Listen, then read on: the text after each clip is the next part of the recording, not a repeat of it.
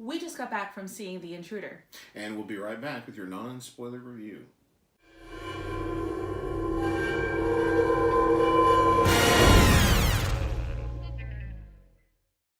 Hi folks, welcome back to Pop Pop Fizzle. I'm Jeff. I'm Heidi. And we are here to give you our non-spoiler thoughts on the new movie, The Intruder. The Intruder stars Dennis Quaid and Meagan Good and Michael, is it Ealy or Eli? I think it's Ealy.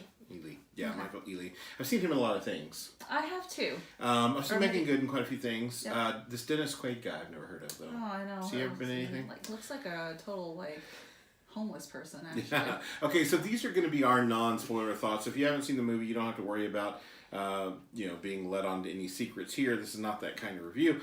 We do those occasionally, but we always label them accordingly. This is just our non-spoiler thoughts on the movie and our recommendation or lack thereof about whether or not you should see this film. Before we jump into that, though, I want to let you know that all of our videos for this week are being sponsored by my new book, Shadow Plays.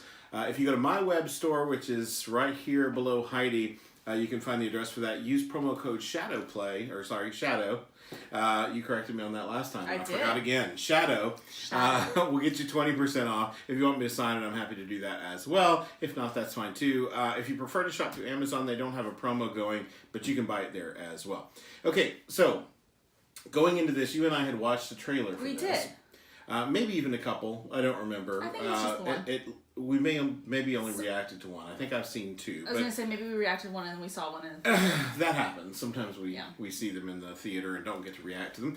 Not on camera. Not on camera. Okay. So we sort of knew the premise to this going in, and we're not going to talk about anything that wasn't in the trailer. But from the trailer, we knew that it was going to be the story of a couple that moves into a new house, played here by Meagan Good and Michael Ealy, and that the previous owner of the house, Charlie, played by Dennis Quaid, seems to not want to leave. Hence my whole homeless. Yes, and seems to be a little bit of an issue. A creeper. A little bit of a creeper with some sinister motivations. Now, going into this was enough for me. I mean, I like the players involved. I like the notion of all that. I can't recall the director of this film. His name didn't strike me as familiar. If I've seen anything by this director, I couldn't tell you. I was gonna say, we've got some stuff here, but it's not really. I mean, I guess you could click on the IMDb, but I think that for me, again, it was just primarily the cast that brought me into this. That I wanted to see what they could do with this, and I like the premise. Yeah. I always am down with a good thriller. Deon Taylor. Okay. I'm always down for a good thriller, but especially if you give me a good cast. Yeah.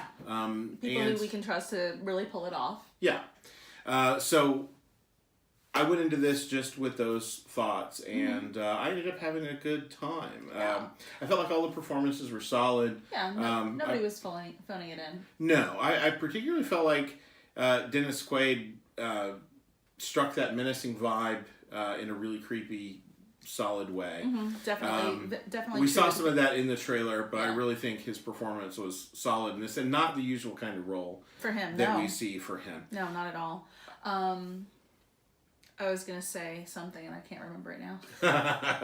Well, how did you feel about the acting overall? Oh, that's what I was going to say. So I always like to comment on how we experienced this film. So we were in a full theater, which was, I don't know, wasn't a huge theater. It wasn't a huge theater. It was one that sat maybe less than 60 people. So, but it was full. I feel like a lot of the people that were there were probably looking for something alternative to the big action movie that's been out for a week. What's that called again? I don't know. Something with superheroes. Something with superheroes that we've seen 3 times. Yeah, so I think this was good alternate programming to Endgame. If you've already seen Endgame, now if you haven't seen Endgame, check our non-spoiler review for that. You'll find that on the channel. Also, if you have seen it, then you should be sure and watch our spoiler discussion about that. But yeah, this makes good alternate programming. Definitely. And then we saw some trailers for things that were totally not on our radar. For things that looked like they were fun and probably hitting the target audience for this movie as well. But it was good to see it in a full theater because it was nice to hear crowd reactions to things that were happening on screen. It was actually a good theater. People were, sometimes we worry when it's a full theater, like people are going to be chattering through it or whatever, but it was actually a good theater and good reactions from the crowd.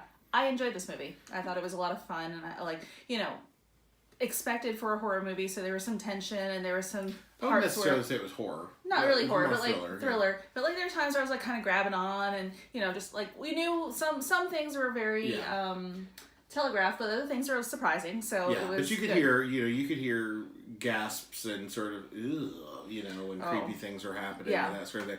I will say this, that in these kind of movies, especially if you get like the B version of this movie, not only do you get the really bad performances, but you get the really cliched writing wherein the good guys are super stoic and super in love and super, this, and the bad guy's super creepy and super whatever, or whatever. And while Dennis Quaid does give us a super creepy character in this film, there are some little nuances and some question marks about backstory and stuff like that it takes a while to unfold. Yeah, definitely. But our main kept us in. Yeah, but our main couple, they're not perfect, and I didn't necessarily even like them that much. Like I wanted them to succeed, I wanted them to make it to the end of this film, but they weren't characters that were perfect or that didn't have flaws or that were the bravest or there were lots of little idiosyncrasies written into these characters and performed well by Michael Ealy and Meagan Good that made them feel real. Yeah. And it made you kind of think, well, what would I do in that situation? Yeah. Would I be bold in that situation or would I be a little hesitant there?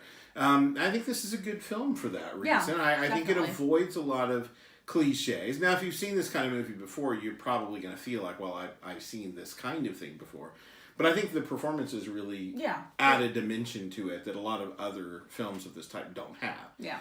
That being said, the way that we rate films on our channel is we use our name. So if it's a fizzle, that means don't bother going to see it. If it's a pop, that means sure, check it out. You don't necessarily need to see it on the big screen, but make sure you see it when it hits streaming or Redbox, not a sponsor. And if it's a double pop, that means grab a giant bucket of popcorn and a big drink. And go and see it right away. So, Heidi, given that criteria, where does The Intruder land on your scale?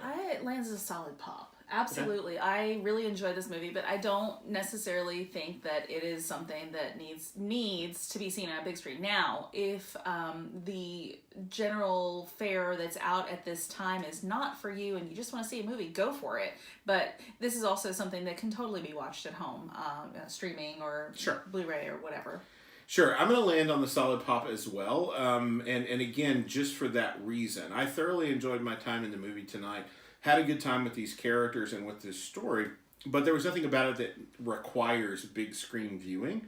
But I would say that it works well as alternate programming, like we said, so that if you've seen the big blockbuster that's taking up 4 or 5 screens at your local cinema, and you're going out on a date night and you want something to cause your honey to cuddle up next to you a little bit tighter, then this may be the movie for you, and I think it works well on the big screen. We thoroughly enjoyed seeing it.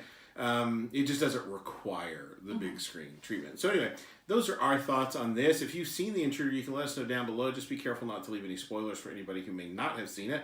Definitely always interested to hear your thoughts, and if you have any suggestions for movies that you want to see us review or trailers you want to see us react to, be sure and leave those in the comments as well. We're always happy to interact with you there. If you like this video and found it helpful, thumbs up. That's right. And consider subscribing to the channel. We love it when you do that. As we said, sponsored by Shadow Plays. Use promo code SHADOW at this address here. And I think that's it for us. Yeah. Until next time, folks. Bye. Bye.